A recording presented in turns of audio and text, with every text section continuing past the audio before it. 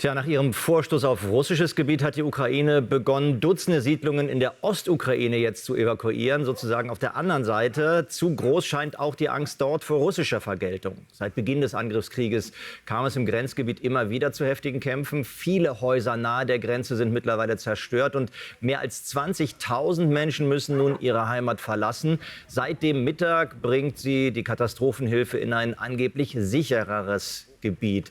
Und Ibrahim Naber ist für uns in Sumy in der Ukraine. Und da hast du eben vor wenigen Stunden auch eine solche Evakuierung begleitet. Was genau ist dort passiert? Was hast du erlebt? Wie haben die Menschen reagiert? Ja, es sind aktuell noch viele tausende Menschen, die in diesen Grenzdörfern direkt bei der Region Kursk, also auf ukrainischer Seite, ausharren. Das ist eigentlich aktuell kein lebenswerter Ort mehr, denn der Beschuss ist seit Tagen massiv.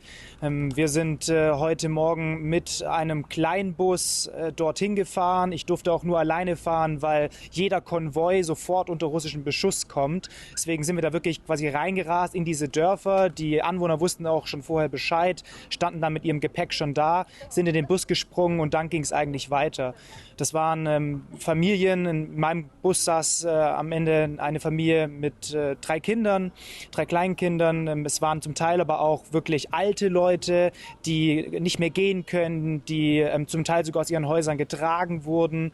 Und alle haben mir eigentlich berichtet, dass eigentlich seit Beginn des ukrainischen Vorstoßes in Kursk, also auf der anderen Seite, für sie das Leben in diesen ukrainischen Grenzdörfern ja fast unmöglich geworden ist. Denn der Gleitbombeneinsatz der Russen, der ist dort enorm.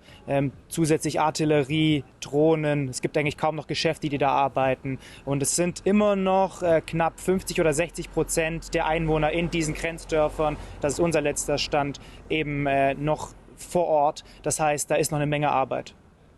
Ja, aber wie gehen dann die Menschen damit um, wenn es einerseits absolut unsicher ist oder auch nicht mehr lebenswert, dort zu leben? Wo bringt man sie aber hin? Wie werden sie versorgt? Und wie gehen sie mit diesem Ortswechsel, wenn du sagst, viele alte Menschen auch um? Ja, ist genau, was du ansprichst. Viele müssen wirklich regelrecht überzeugt werden, zu gehen. Denn sie sagen, ich bin hier geboren worden. Eine Frau, die bei mir in dem Bus saß, die ist mit Tränen aus ihrem Haus gekommen, hat sich dann da hingesetzt im Bus und konnte erst mal 2 oder 3 Minuten kaum mehr was sagen, weil sie gesagt hat, ich bin hier geboren worden, ich lebe hier seit Jahrzehnten, jetzt muss ich hier gehen. Und sie haben auch alle überhaupt keine Ahnung, ob sie und wann sie wieder zurückkehren können. Denn sie wissen ja überhaupt nicht, was aus dieser ukrainischen Offensive wird und auch wie das mit dem Beschuss in diesen Grenzdörfern weitergeht. Also eine große Unsicherheit.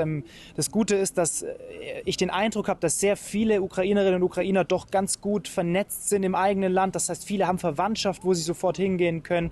Nur wenige sind auch hier auf Betten, jetzt zum Beispiel in Sumy, angewiesen. Also da ist die Erstversorgung echt ganz gut.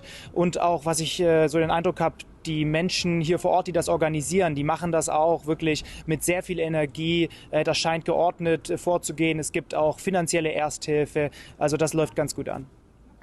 Da steht natürlich das persönliche Schicksal für die Menschen erstmal im Vordergrund. Aber natürlich wird auch im ganzen Land diskutiert über das Atomkraftwerk Saporischschja. Welche Rolle spielt denn die Situation, die aktuelle, wir haben über den Brand berichtet, in der Ukraine derzeit?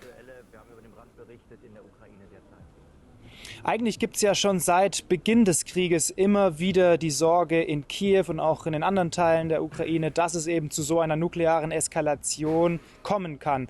Es könnte eben, und das haben wir ja jetzt erlebt, auch zu einer möglichen Eskalation auf dem Gelände eines Atomkraftwerks wie in Saporischschja kommen.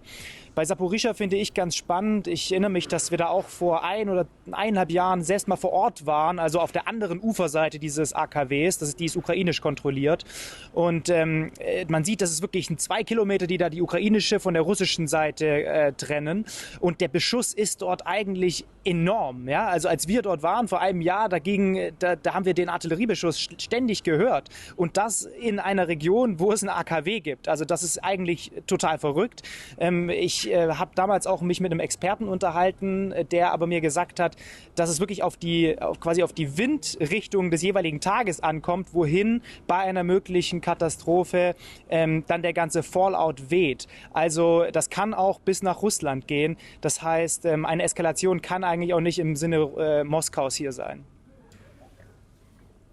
Ibrahim Naber, ganz herzlichen Dank für all deine Schilderungen, persönlichen Einschätzungen auch direkt aus Sumy.